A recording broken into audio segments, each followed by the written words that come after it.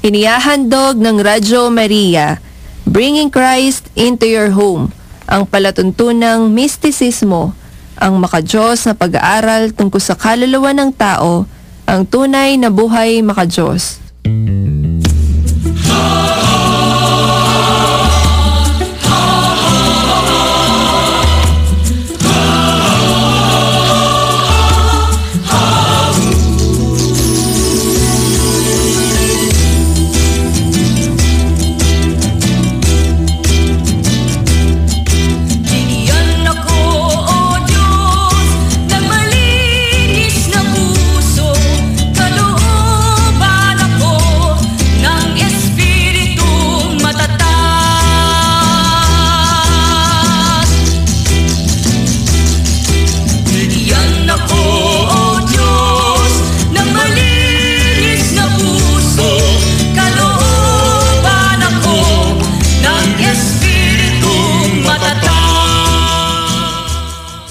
Mapayapang pakikinig po sa inyong lahat, mga minamahal namin taga-subaybay ng Radyo Maria, na sumasid po kawid dito po sa 99.7 FM Tarlac. Bringing Christ into your home, Brother Ronnie Aclo po. Magandang gabi po sa inyong lahat. Magandang gabi pong muli sa inyong lahat. Ako po si Sister Marjorie ng San Rafael. Mapayapang gabi po muli sa inyo mga tagapakinig na Radyo Maria. Brother Romy po ng ABG, Apostolic Angeles. Muli po ang pagbati ng isang mabiyayang gabi sa inyong lahat, mga minamahal naming taga-subaybay ng himpilan ng ating mahal na ina, ang Radyo Maria Philippines, Bringing Christ into your home. Linggo na naman po ng gabi at muli namin kayong inaanyayahan na kami inyong samahan sa pagtuklas at pag-aaral sa mga positibo at negatibong saloobin ng tao na sumasalamin sa sarili ng bawat isa sa ating pang-araw-araw na buhay. Dito sa programang ang mistisismo ng ating pananampalatayang Kristiyano-Katoliko, ang tunay na buhay makadiyos. Hangad po ng programa natin ito na makapagdulot sa inyong mga tagapakinig ng Radyo Maria ng mga kaunawaan tungkol sa ating lakas at kahinaan sa harap ng ating dakilang lumikha. Ngunit bago po tayo tuluyang dumako sa ating mga paksa, kayo aming inaanyayahan sa pag-aalay ng isang panalangin. In the name of the Father, and of the Son, and of the Holy Spirit. Amen. We thank you, Holy Mother of the Word, for the precious gift of Radyo Maria, which you've put in our hands so that it may bear fruits. Teach us each day, O handmaid of the Lord, to serve with humility and perseverance, with courage and fidelity, responding generously to your heart's desire. O Queen of Radyo Maria, help us become apostles of your love. Amen. In the name of the Father, and of the Son, and of the Holy Spirit. Amen. Maraming salamat po, Sister Marjorie, sa ating panalangin. Muli po ang paalala po ng programa po ng ating himpilang Radyo Maria ay maaaring po nating mapakinggan sa mga karatig probinsya sa buong Pilipinas at sa buong mundo sa pamagitan ng live audio streaming ng Radyo Maria sa www.radyomaria.ph at sa website ng World Family of Radyo Maria sa www.radyomaria.org. Muli po ang pagpupugay sa inyo, mga minamahal na mga taga-subaybay, ng magandang gabi po sa inyong lahat. Sama po kayong sulok naroroon ng inyong mga tahanan, ng inyong lugar, po, saan mang panig kayo naroon ng mundo o ng probinsya po natin. Ito po sa bansang Pilipinas. Magandang gabi po sa inyong lahat. At narito po muli ang inyong po mga abang lingkod sa Hipapawid, si Sister Marjorie, Brother Romy at Brother Ronnie po, na inyo pong muling makakasama at patuloy na nag-aanyaya po sa inyo na halina po at tayo mag-aral sa mga saloobin ng bawat isa po sa atin na sumasalamin po sa ating pang-araw-araw na buhay. At atin pong tuklasin ang mga karanasan po natin na atin pong kapupulutan ng mga munting gintong aral po na atin pong magiging baon sa ating pang-araw-araw na buhay para po sa ating paglalakbay sa daan ng kabutihan at kabanalan ng ating buhay, spiritual o material man po yan. Subalit bago po tayo tuluyan pong dumako sa ating pong mga pagpapaksa ng ating panibago pong pag-aaral, hayaan niyo pong ihatid po namin sa inyo ang pagpupugay po sa ebanghelyo ng atin pong linggo ngayong araw na ito. Ano po, anong gabi pong ito, ng araw na ito, yung pong ebanghelyo pong binabasa sa atin pong inang simbahan sa pagdiriwang po ng Santa Misa na ihatid po ni Brother Romy. Sumayin niyo po lahat ang Panginoon. At sumayin niyo rin. Ang pagbasa po sa banal na ebanghelyo ng ating Panginoon Kristo, sang-ayon po kay San Mateo, may kabanata 4, talata 1 hanggang 11. Happy po sa inyo, Sa Panginoon. inyo. Pagkatapos si Jesus ay inihatid ng Espiritu sa ilang upang tuksuhin ng dyablo. Nang makapag-ayuno na ng 40 araw at 40 gabi ay nagutom siya. Kaya nilapitan siya ng manunokso at sinabi sa kanya, "Kung ikaw ang anak ng Diyos, ipag-utos mo na maging tinapay ang mga batong ito." Ngunit sumagot siya na ang wika, "Nasusulat, hindi lamang nabubuhay ang tao sa tinapay, kundi sa bawat salitang nagmumula sa bibig ng Diyos." Pagkatapos, dinala siya ng dyablo sa lungsod na banal at inilagay sa taluktok ng templo.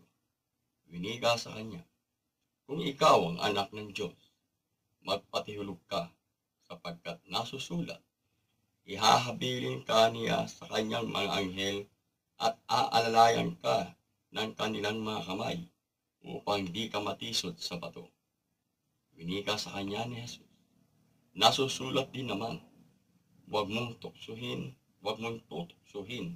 ang Panginoong mong Diyos."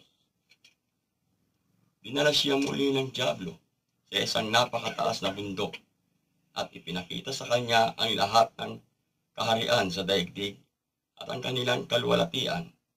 At sinabi sa kanya, "Ang lahat ng ito ay ibibigay ko sa iyo kung ikaw ay magpapatira pa at sasamba sa akin." Na magkagayon ay sinabi ni Jesus sa kanya, "Lumayo ka, Satanas, sapagkat nasusulat, sasambahin mo ang Panginoon na iyong Diyos at siya lamang ang iyong paglilingkuran." Iniwan siya pagkatapos ng dyablo, kapag daka ay nagsidating ang mga anghel upang paglingkuran siya. Ito po ang mabuting balita ng ating Panginoong Kristo. Purihin po kayo, O Kristo. Maraming salamat, Brother Romy, sa pagbabasa po at pagpupugay natin sa ebanghelyo para po sa araw na ito ng pagdiriwang po ng unang linggo ng Kwaresma. Ano po? Po.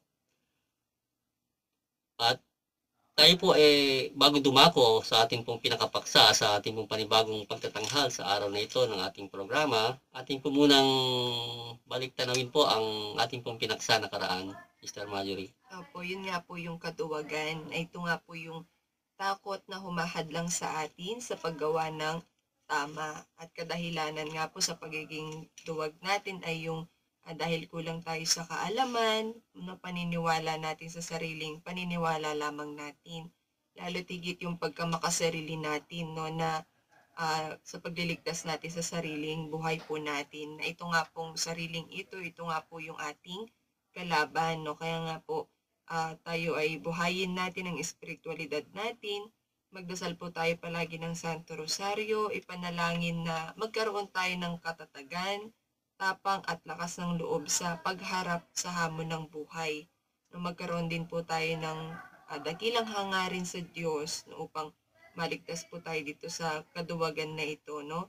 Dahil sa ating sarili, no, tayo po ang mas nakakaalam sa saloobin po natin, kaya wala tayong makakapitan kundi ang Diyos lamang para sa mga pagsubok po na dumaraan po sa atin, no, para po sa ipagkakamit din naman ng ating kaligtasan, no. Bigyan po nating katapangan ang buhay natin.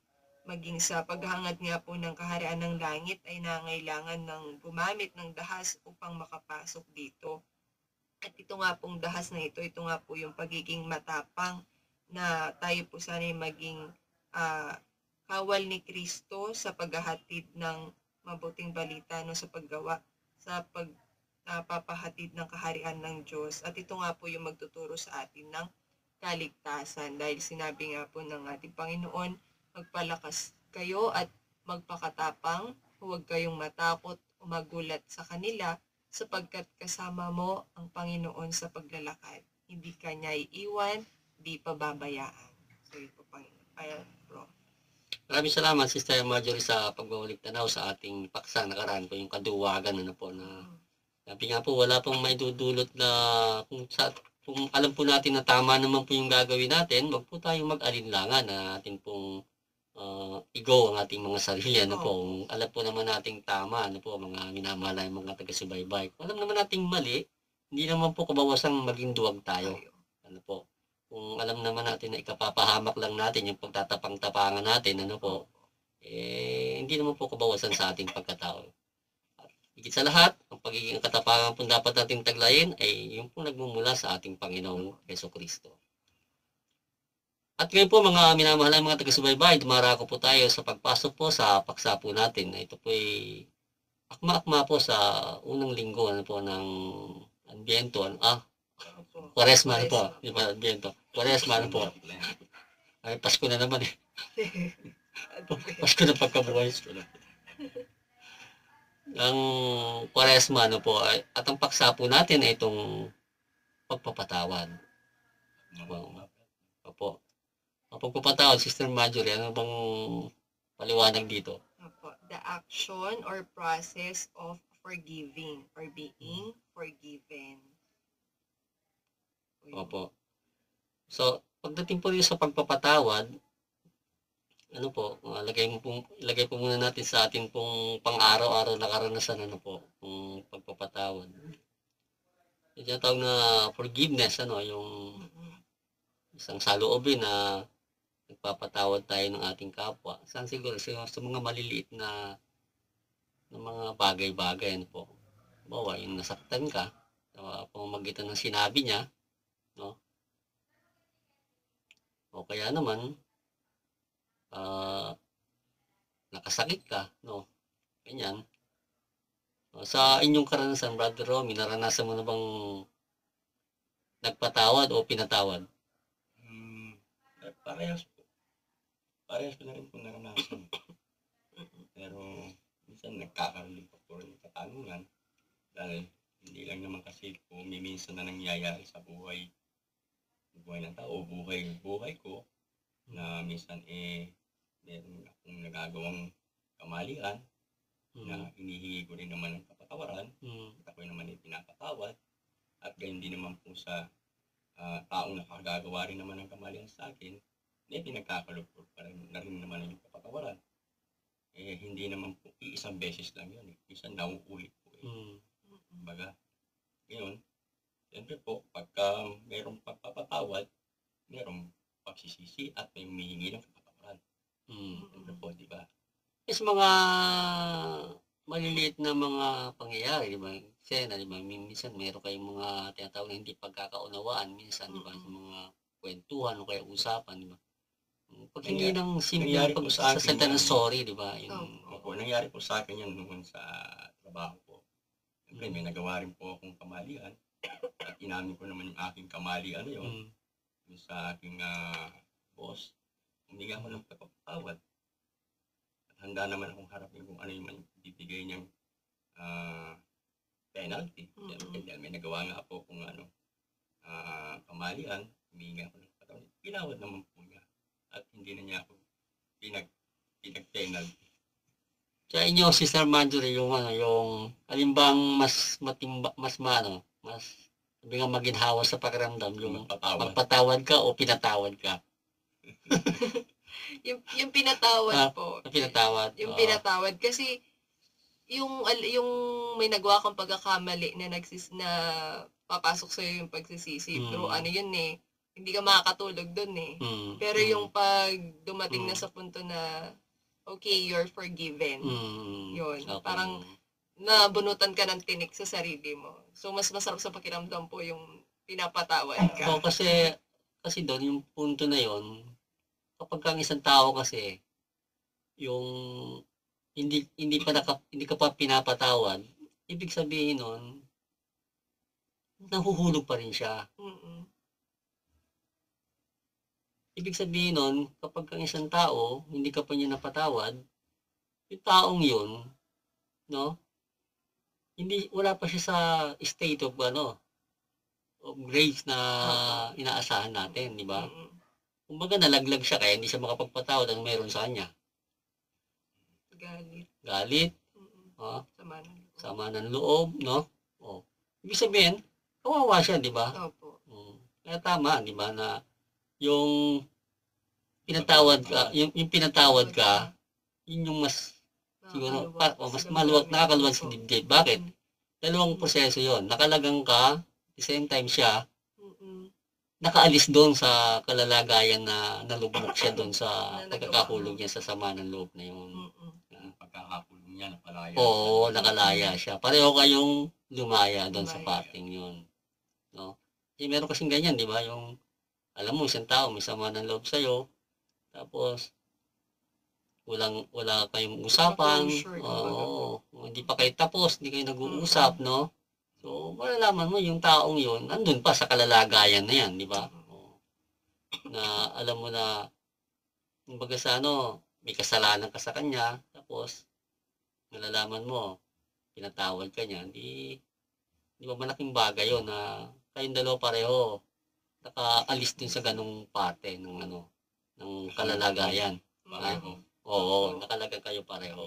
Yun ang nagagawa ng tinatawag na pagpapatawad sa isa't isa. Yun yung mga pagpapatawad, kung sa atin naman manggagaling, hindi naman madali, ang magpatawad. Mga minamahal ng mga taga-subaybay, siguro naman, ito isang katotohanan sa sarili natin.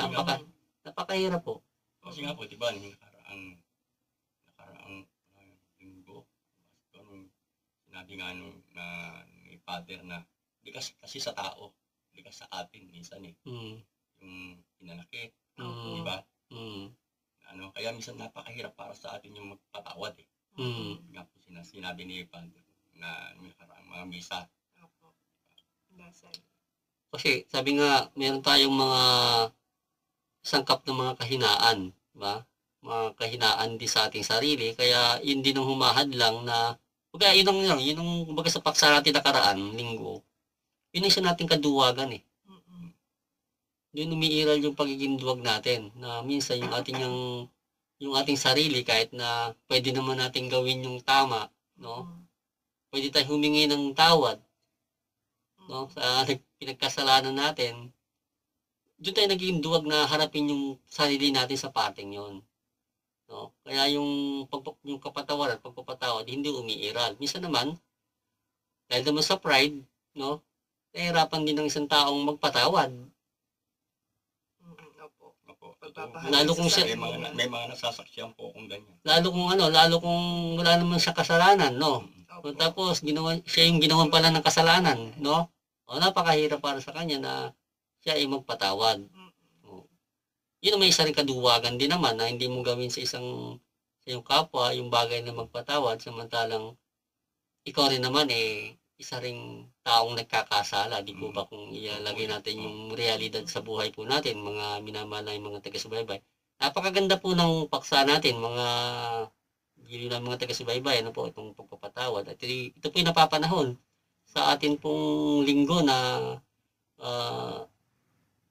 atin pong sinasalubong ang mahal na araw, ng pag-aalaala ng sakripisyo ng ating Panginoon, ng ating Panginoong Diyos sa kanyang pagbibigay ng pagpapatawad sa atin, Pero kung atin pong papasukin yung mga karanasan ng mga tungkol po sa mga halimbawa, ito po na napatay po niya yung isang tao, di po ba?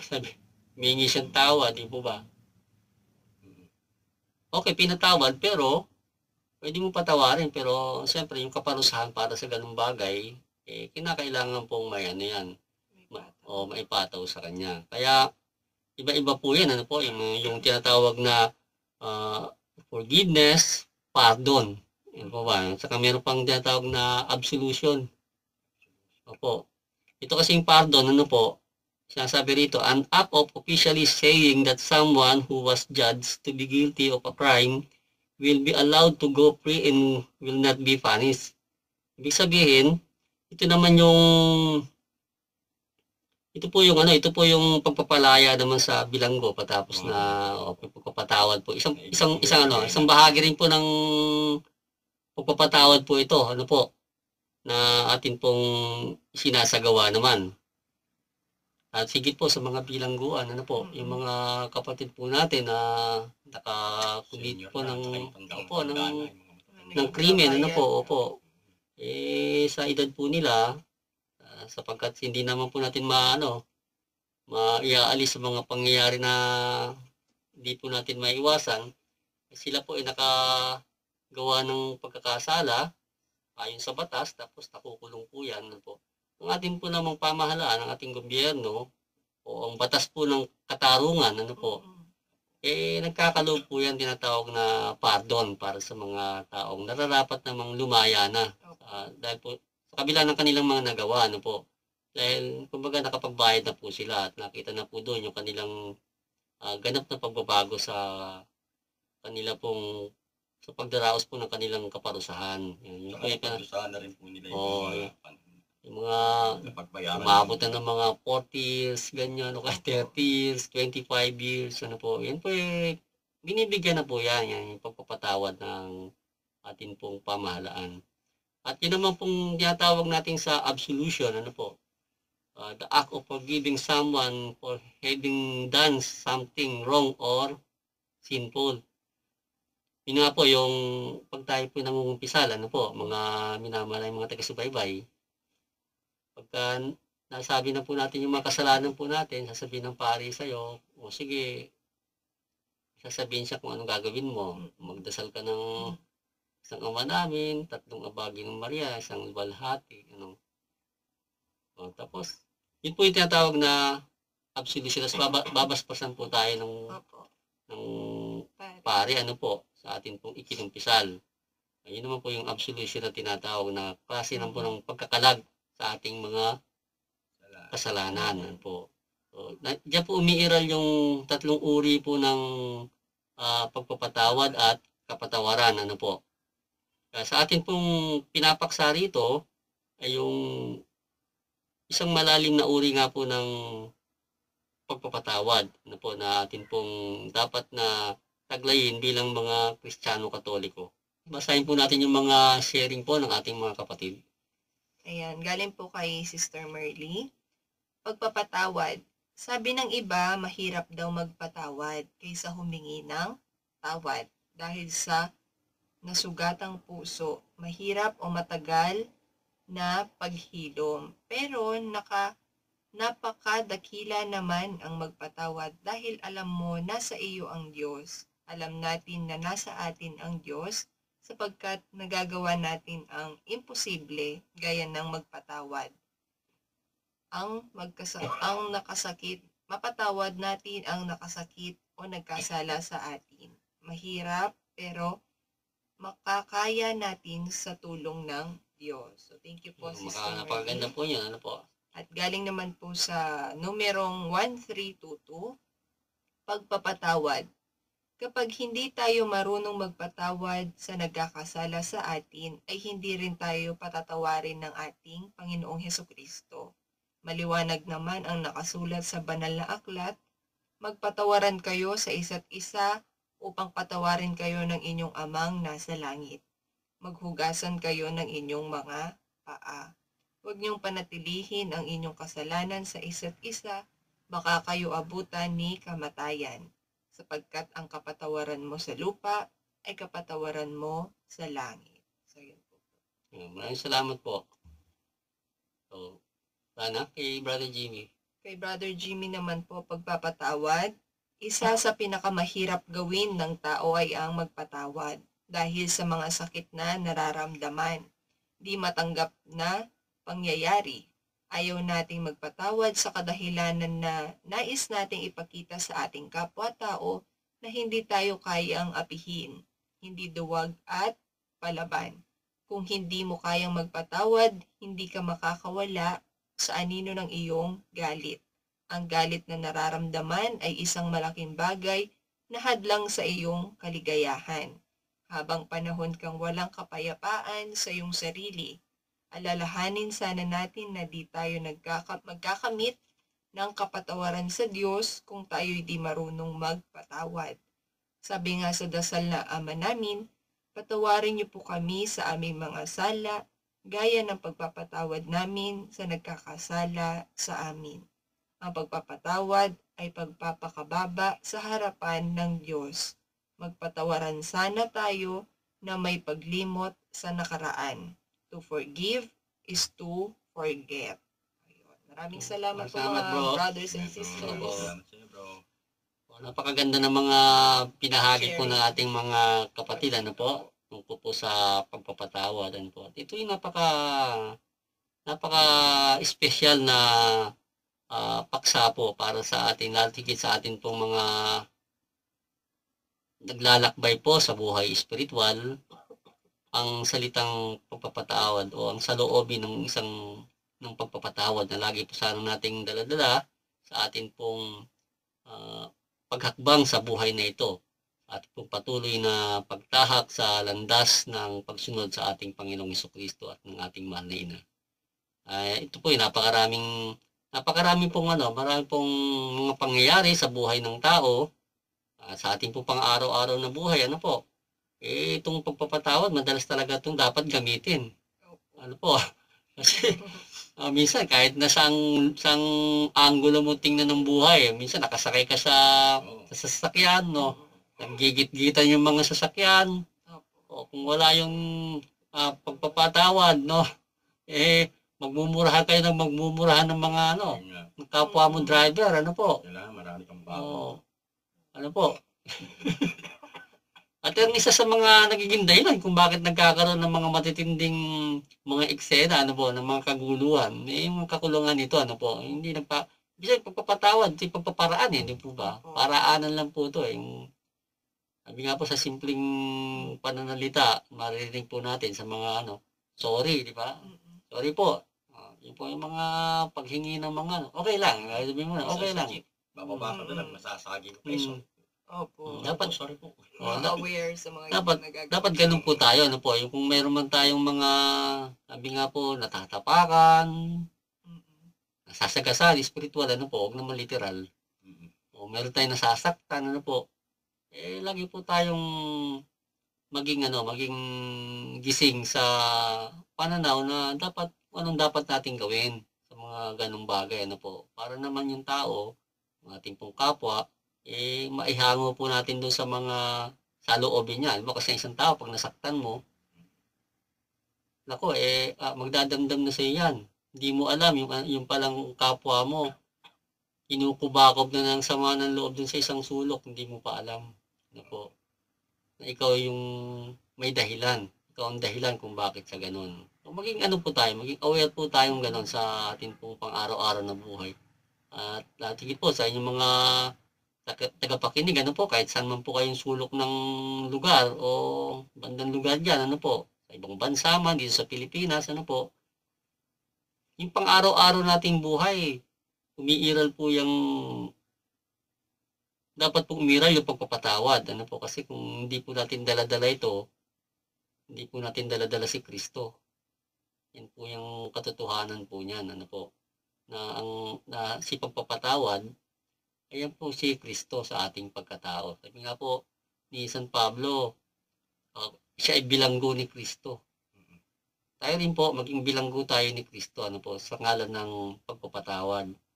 Hindi naman po kabawasan sa atin siguro kung tayo po ay magpatawad, At hindi rin po naman lalong kabawasan din sa atin, magiging karagdagan pa siguro kung tayo ay marunong humingi ng tawad dun sa atin pong mga pinagkasalanan.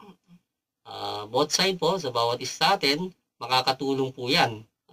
Bilang mga Kristiyano na naglalakbay sa buhay espiritual. Sa ngalan po ng pagsunod sa kalooban ng Diyos bilang tayo pong lahat ay mga anak ng Diyos. At sa atin pong pagpapalawak pa rito, ano po, ito pong bahaging ito ng pagpapatawad, ano po, meron po ritong sinasabi ang ating Panginoon tungkol po sa pagpapatawad. Hindi naman po lahat siguro pinapatawad, sabing ganon. Meron Totoo parang, po yun. Meron. Kasi, tulad nga po yung nangyayari sa ating paligiran, sa komunidad natin. Yung mga yung narinig ko nga sa radyo, na naloko ng mga sasakyan. Hindi naman madaling patawarin. O pwede mo siguro patawarin yun, pero dadaan siya sa tinatawag na batas, di ba? Yung karampatang parusa para sa ano. Pero sa'yo, na pinagkasalanan niya, huwag mo naman na siyang patayin. Yun na yung part na dapat mong gawin doon. No? Kaya huwag mo siyang gawa ng masama. Merong batas na magbibigay sa kanya ng katarungan para sa nangyari sa'yo. Ano po? Yun naman po ang natin doon, ang kalagayan natin din. Ito po naman sa atin pong babasahin, ano po, na Ebanghelyo ng ating Panginoon ayon kay San Marcos. Ito, medyo mag-aral po tayo rito, mga minamahal na yung mga taga-subaybay, ano po. Binabanggit po rito na sinasabi ng Panginoon kay San Marcos, Kabanata 3, talata 28 hanggang 30. Sinasabi po ng Panginoon sa kanyang Ebanghelyo, tunay na tunay kong sinasabi sa inyo, na sa mga anak ng mga tao ay ipatatawad ang lahat ng kasalanan at ang mga paglait sa Diyos na kanilang bigkasin. Datapwat ang sino mang lumait sa Espiritu Santo ay hindi patatawarin kailanman. At sa halip, mananagot siya sa isang kasalanang walang hanggan. So, yan po yan. Ako, napaka-ano po nito, ano po. Masyado yatang napaka-masalimuot na pananalita po ng ating Panginoon to, mga minamahal na mga taga-subaybay, ano po? Sinasabi nga po, ang lahat ng kasalanan at paglait sa Diyos, ano po? Ipatatawarin. Pero yung pagkakasala sa Espiritu Santo ay hindi patatawarin. Yan po ang sinasabi ng ating Panginoon, hindi po natin gawa-gawa ito, mga minamahal na mga taga-subaybay, ano? Hindi, mananagot siya sa isang kasalanang walang hanggan. So, yun ang tanong dito, di ba? Paano ba natin maiintindihan o malalaman na nagkakasala tayo sa Espiritu Santo? Ano po? So, mga minamahal na mga taga-subaybay, ano po? Kung gusto niyo pong malaman yan, pwede niyo pong itanong yan sa programa po ng ating direktor, ano po? Na si Father Raymond Cruz. Ano po, para mabigyan po mabigyan po kayo ng isang kalinawan tungkol sa mga pananalita na yan ng ating Panginoon. At ito po ipinahatid lamang po ng programang Mysticismo sa inyo upang ito po ay maging isang panggising sa ating pananampalataya, sa ating pananaw sa buhay, ano po. Kasi po, baka naman nakakagawa na po tayo ng pagkakasala sa Holy Spirit, di pa po natin alam. Ito po isang panawagan para po sa atin po, mga tagapakinig, ang himpilan ng ating mahal na ina, ano po, upang mahiwasan po natin ang isang napakalaking kaparusahan na tatanggapin po natin na hindi po natin alam, matatanggap pala natin, ano po. Ito po yan po. At sa halip, mananagot siya sa isang kasalanang walang hanggan. Napakabigat po, ano po. Naalala niyo po yung Ebanghelyo na binasa ng ating kapatid bilang pagbibigay-pugay sa Ebanghelyo ngayon? Yung ating Panginoon tinukso ng demonyo, ano po. Ating pong babalikan ng paradise, ng paraiso, nung magkasala ang tao, anong nangyari doon? Yung lalaki pinarusahan. Di ba? Sa pawis ng iyong muka, kakain ka ng tinapay. Doon mo pumula, no? Magtatanim na siya kung anong gagawin niya. Yung namang babae, pinaalalahan ng pararamihin ng kanyang hilahin ng kanyang pagdadalang tao, no? Maghihirap siya sa pagluluwal ng sanggol, ano po? Pero doon sa demonyo, yung sabi, pero kapwa na pinatawad yung mga tao, no? Pero yung sa demonyo, no? Ang sabi niya, sumpain ka sa lahat ng ayop, di ba? At halimaw, di ba? Ubusad ka sa lupa at alabok ng iyong kakanin. Hindi nagkamit ng kapatawaran yung demonyo, ano po? Opo. Ano po? Sa tao doon sa paraiso. Hindi sila binigyan ng kapatawaran. Kundi sinumpa. Yun yung kaparusahan. Oo, walang hanggan. Walang No? hanggan. Walang kapatawaran, no? So, yan po yung isang paghahalimbawa lamang po ng kaparusahang walang hanggan, ano po? Na tayo siguro ang maiano po natin dito, may share natin dito yung ang maging parusa po natin sa atin yung hindi na po tayo makaunawa. Yan po yung pinaka hapyaw lamang po natin na siguro abot sa ating kaalaman at pangunawa po ng programa natin ito, yung maging pusong bato na po tayo, hindi na po tayo makaunawa. Siguro isa yun sa mga parte po na tayo para nang naparusahan ng kasi hindi ka na makaunawa Kaya po yung mga sinasadya. Kaya yung ebanghelyo kanina, di po ba? Yung binabanggit ng nung sa binatang mayaman. Opo. Ano ba yun? Napili niya lahat ng kanyang Oo. ari-arian. Kaso naduwag siya, no? Kasi dami niyang ari-arian. Oo.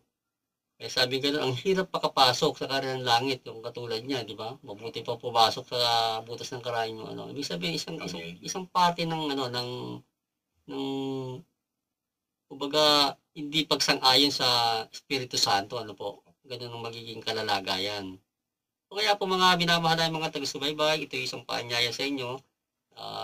Hindi po namin maibibigay sa inyo ang higit na lubusang pagbibigay ng kapaliwanagan dito sapagkat ito po hindi bahagi ng aming programa, ng pananalitang ito. Bagamat ito pong salitang pagpapatawad, narito po kasi sa parting ito ng pananalita ng Ebanghelyo, kaya po nabanggit po ng ating programa ito, at ito po lubhang napakabigat na pananalita ng ating Panginoong Jesucristo na hindi po natin maaring baliwalain, at ito po isang tulong po ng ating programa upang tayo po ay mamulat at magkaroon po ng paghahangad na alamin ang ating pananampalataya.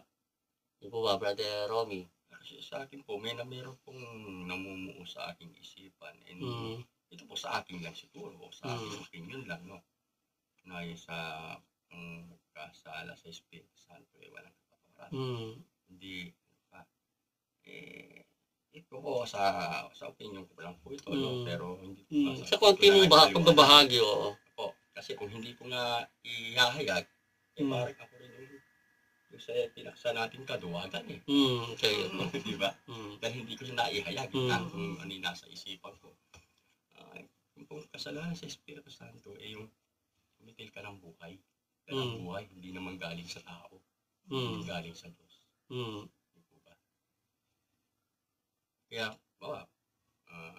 pumatay ka ng tao, hindi, kasalanan mo sa Espiritu Santo. Siyempre, talintihan ang buhay. Hindi naman ang galing sa tao. Hindi naman tao nagbigay ng buhay, kundi ang Diyos. Pero talagang masigit makapagpapaliwanag rito ay yung ating mga kapatiran. Kasi sila lang talagang may authority o kakarapatan na magpaliwanag tungkol sa dahil nga po, mayroon nga pong batas na nagpaparusa tungkol naman doon sa pagtitil ng buhay. Kaya doon po na ilalagay yung kaparusahan nila sa ganung bagay. At itong Holy Spirit, pagkakasala sa Espiritu Santo, ito isang mataas na uri ng kalalagayan, na maaaring hindi pa maabot ng ating mga tagapakinig, At ito'y maguluhan, maguluhan pa. I-ano na lang po natin to repair na po natin sa programa ng ating director na si Father Raymond Cruz para po sa higit na kalinawan at kung ano man po ang kanilang magiging paliwanag dito, mga minamahalan, mga taga-subaybay, yun po ang siyang kabuuan po ng atin pong tinatalakay sila po yung kamukha po rito, meron din po namang babasahin tayo rito yung sa paksa ng ating Panginoong Jesucristo, hinggil sa paralitiko, ano po. Ito'y may ugnay po natin, ano po. Pagkaraan ng ilang araw, nagbalik si Jesus sa Kapernaum at nabalitaan na siya ay nasa bahay. Kaya nagtipon doon ang maraming tao, anupat hindi sila magkasya kahit hanggang pintuan. At siya ay nangaral sa kanila. Dumating ang isang paralitiko na pasa ng 4 na katao. Kayamang di siya maiharap kay Jesus dahil sa dami ng tao, inalis nila ang bubungan sa tapat ng kinaroroonan ni Jesus upang maibaba roon ang higaang kinararatayan ng paralitiko. Nang makita ni Jesus ang kanilang pananampalataya, ay sinabi sa paralitiko, "Anak, pinatatawad ang iyong mga kasalanan." Ngayon ay may ilang eskribang nakaupo roon na nag-iisip ng ganito sa kanilang puso. Bakit ka rito kung magsalita ito? Nilalait niya ang Diyos. Sino ang makapagpapatawad ng kasalanan kundi ang Diyos lamang? Kapag dakay na po na ni Jesus na sila ay may gayong pag-iisip, kaya winika niya sa kanila, bakit kayo nag-iisip ng ganyan sa inyong puso? Alin ba ang lalong madali? Ang sabihin sa paralitiko, pinatatawad ang iyong mga kasalanan, o sabihin tumindig ka, buhatin ang iyong higaan at lumakad ka? Tatapat upang mabatid ninyo na ang anak ng tao ay may kapangyarihan sa lupa na magpatawad ng mga kasalanan. Winika niya sa paralitiko, sinasabi ko sa iyo, tumindig ka, buhatin ang higaan at umuwi ka sa iyong bahay. At tumindig siya, kinuha agad ang kanyang higaan at umalis sa harap ng lahat. Natigilan ang lahat na nagpuri sa Diyos, nagsasabi, kailanman ay hindi pa kami nakakita ng ganito. Ito mga kapatid, ang ebanghelyo ng ating Panginoon po. So, ito po yung paksa ng taong paralitiko na bakit kaya sinabi ng Panginoon naman natin dito, di ba paralitiko, ibig sabihin paralyze siya, no? Pinatatawad ng iyong mga kasalanan. Diba dapat pagalingin lang ng Panginoon, no? Kasi Pinatatawad. pinatawad na yung kasalanan. So, siguro talagang may nagawang kasalanan yung tao, no? Baka hindi natin alam ang kwento, baka mas malalim pa siguro yung taong to na napapalang, nakarma, kaya nagkaganito siguro. Kasi di ba, ebanghelyo, hindi naman ganun kaano to, di ba? So, kung atin naman ilalagay po sa ating paksa, ano po, yung pagiging paralitiko natin sa spiritual na buhay, ano po, yung, ibig sabihin ng paralitiko, yung paa niya, yung paa, kamay, hindi, ano yan, Magalaw, hindi niya nagagalaw. hindi niya naigagalaw, no? O yun, di ba? Ilalarawan naman natin sa atin pong pang-araw-araw na buhay, ano po. Yung tayo walang ginagawa para sa spiritual na buhay, na minamahal ng mga taga-subaybay, yun po yung pagiging spiritual nating paralitiko, ano po. At yan po isang napakabigat na kasalanan. Ano po? Na yung ating kalooban ay hindi natin ginagalaw, ano po, para sa kalooban ng Diyos na dapat nating gawin. Baka meron tayong alam na dapat gawin, pero hindi natin ginagawa. Parang isa na yan, Brother Romy, isa sa mga pagkakasala, sa munting pagkakasala sa Holy Spirit, ano po, yung itinuro na sa atin, hindi pa rin natin ginagawa. Yan. Maring isa po yan, sa atin pong paghahalimbawa, ano po. Napakabigat nun, di ba? Bukas isang tao, may iniutos ka, alam niyang gagawin niya, hindi niya ginawa, anong mararamdaman mo? Siyempre, galit na galit ka, no? Kasi, sinabi mo na eh. No? O. Di ba ding sabihin, stricto ka, wala kang kwenta, okay lang yun, di ba? Pero yung alam niya na ang kalooban mo, ganitong pinapagawa mo, pero hindi niya ginagawa, yun ang ikagagalit mo. Di ba? Kasi yung pag-uutos, hindi sinusunod. Di ba? At yun yung isa sa mga, katulad ng ating inang simbahan, ano po? Ang mga katuruan ng ating inang simbahan, nandyan. At yan sabi nga, itinuturing na ito'y biyaya ng Holy Spirit, ano po, na nakapaloob sa katuruan natin ng simbahan at yan patuloy na pinangangalagaan ng ating inang simbahan. Ano po. Kaya yan po yung mga kaalaman na atin na pong narinig, dapat natin gawin. Pero kung hindi po natin gagawin yan, sabi nga po, baka yung nagputos sa atin, lalong higit na magalit sa atin, ano po, mga minamahal ng mga taga-subaybay. Kaya yun po sa paksa ng binasa natin sa Ebanghelyo ng Panginoon, yung pagiging paralitiko, ano po. Himingi po tayo ng kapatawaran sa atin pong, sa panahon po na tayo po ay hindi gumagalaw para po sa spiritual nating buhay. Meron nga akong naging kausap, matagal na. Nagkaroon siya na isang mamigat na karanasan sa buhay. Siya siyang tao, driver siya ng isang minibus. Alam mo, sa bigat ng karanasan niya sa buhay, nilakad niya yung Pangasinan hanggang nakarating niya sa may Mabalaka. Kasama niya yung kanyang anak na lalaki, ano po. At yun nga, yung karanasan niya na yun, nagturo sa kanya na parang nawala na siya sa sarili niya. Kasi nakarating nga dyan sa amin na nakitulog dyan sa barangay, no? Nakiuso sa barangay na makitulog sila. Eh, siyempre, in-interview siya. Saan siya? Bakit siya ganun? Kinabukasan kasi yung kapitbahay ko, medyo mawain. Kahit nawala salat sa buhay, medyo mawain din sa kapwa. Inupkup niya. Eh, siyempre, kapitbahay ko, maya-maya, ikataon naman, nagkausap kami ng maga. Sabi niya, pare, kasi inaanak ko yung anak. Kumusta? Talaga ako, hindi ako masyadong nagpag-usap din sa anak. Naano lang niya ako, nagtsempuhan niya ako. Maya-maya, siya naman dating ng tao. Isa nga pala, pare, sa ganito. Galing siya doon, pare, tapos kinuwento niya naging karanasan niya sa buhay. May asawa. Buhay may asawa. Yung nagkwento na sa akin, naging naging maluwag yung kwento sa akin ng tao. Nasira ang buhay nilang ng pamilya, dahil sa isang pangyayari, dahil mag-asawa, nagkaroon mabigat na problema. Tapos sabi ko naman sa kanya, pero huwag mo alisin sa puso mo ang daan ng pagpapatawad. Sabi ko, kahit ano pang nagawa niya sa'yo, ang misis mo, sabi ko, huwag mong alisin. Baka naman kasi may pagkukulang ka rin. Nung sinabi ko sa kanya yon, parang tinamaan siya. So nga, Brad, sabi niya, ang laki ng pagkukulang ko. Kasi ako, wala akong inintindi, hindi sarili ko lang.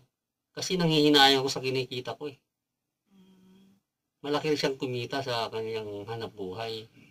Kaya sabi niya, kahit nagpapabinyag yung anak ko, sasabihin ko sa kanya, sige, binyagan niyo na lang yan. Sayang yung kitain ko. Laging ganun. Hindi niya binibigyan ng panahon. Oo, wala siyang panahon. Sabi nga, siya na mismo nagsabi sa akin, inaamin ko, Brad, malaking pagkukulang ko sa Diyos. Kaya siguro nangyari sa akin. Yun, yung ibig sabihin, yung niya na yun, yung pangyayari sa buhay na yun, yun ang gumising sa kanya. Na ganun. Ang dapat niyang maintindihan sa buhay niya. And sabi ko sa kanya, balikan mo siya. Kasi may kasalanan ka rin . Sabi niya, Brad, pero magpapahinga lang muna ako ng sandali rito. Saka mapupunta pa raw siya ng Mandaros. May Angeles pa yata. May Bulacan yata. Kabalikan ko siya, pero ayusin ko na, sabi niya. Ayusin ko na yung buhay namin. Sabi ko, basta yung daan ng pagpapatawad sa puso mo, alam mo na yan ba yan? Huwag mong aalisin para sa kanya. Sabi ko, kasi minsan rin kayong nagmahalan sa isa't isa. Gaano man kabigat yan, nangyayari sa inyo, isipin nyo na lang na mayroong pagpapatawad sa puso nyo. Sabi niya, Brad, kasi naamin ko naman, malaki rin ang pagkukulang ko. Pagkukulang niya sa Diyos, yung unang-una niya nakita, sa kanyang sarili. Sabi ko, oo nga, kung hindi pa ako na-aksidente nung araw, baka hindi pa ako huminto sa ganyan din. Sabi ko, kasi ako, nung araw, Nagtatrabaho na ako, nagninegosyo pa ako. Mm. Oo. Eh, nung minsan ako Lumigayod. na-aksidente ako, naisip ko, hindi talaga ako para doon. Meron akong mission sa buhay ko. At nakasalamat naman sa Radyo Maria. Opo. Medyo nakilala kong Radyo Maria. Dito nga, medyo pagpapatuloy na tayo sa ating gawain, sa mission natin na dapat nating itaguyod. So, yun ang naging karanasan ng taong yun. At naging karanasan ko rin. Sabi nga po, ang ating pong paglimot sa Diyos, merong mga paggising yan, na tayo kailangan niyang, hindi naman para tayo parusahan, kundi siguro tayo patawarin sa ating mga kasalanan, sa pamamagitan ng mga pangyayari, na tayo magigising, mauunawaan natin yung mga ating mga pagkukulang sa pagsunod sa kalooban ng Diyos. Pero ang mahalaga po, ang pagpapatawad sa isa't isa ay hindi po natin dapat na alisin sapagkat yan po si Kristo na patuloy na naanpot, na nanawagan sa ating pagiging isang tunay na Kristiyano. Brother Romy, pwede po natin bigyan sila ng pabaon para bukas sa ating ebanghelyo. Opo. Bago po tayo magtapos. Ito po ay ayon naman po sa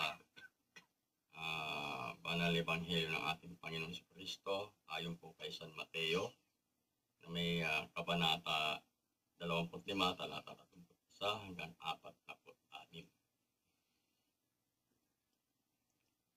Hati po sa inyo, Panginoon.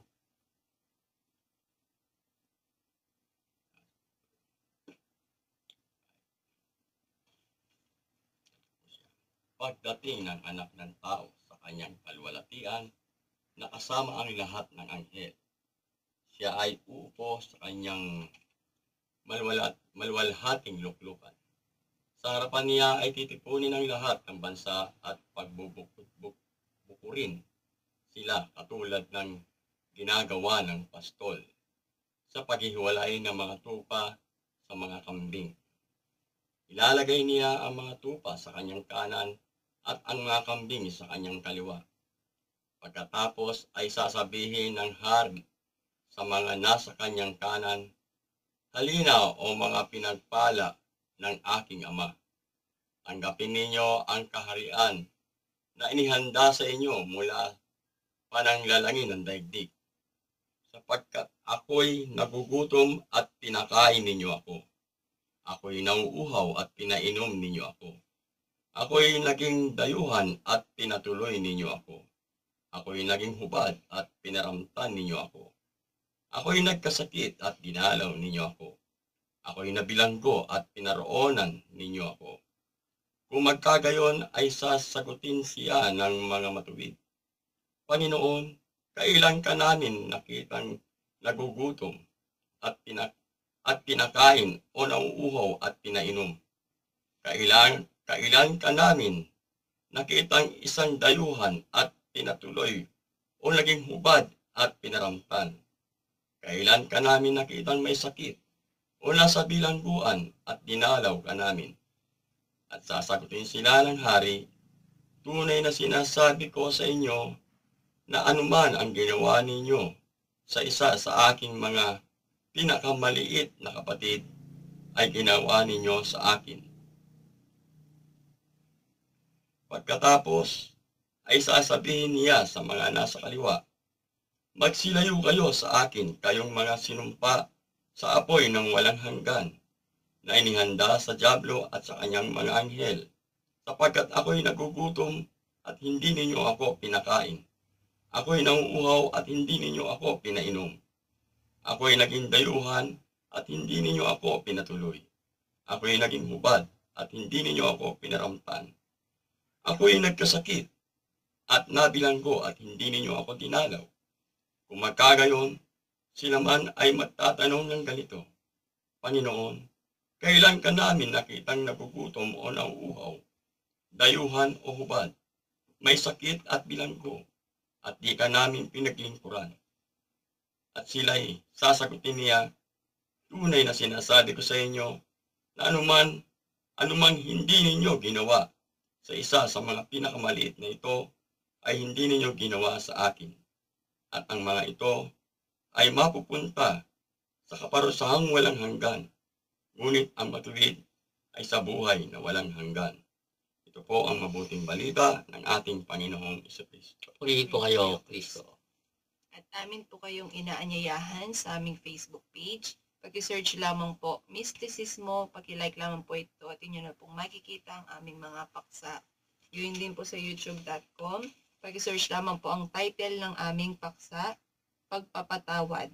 At inyo na pong makikita at mapapakinggan. Maraming salamat po.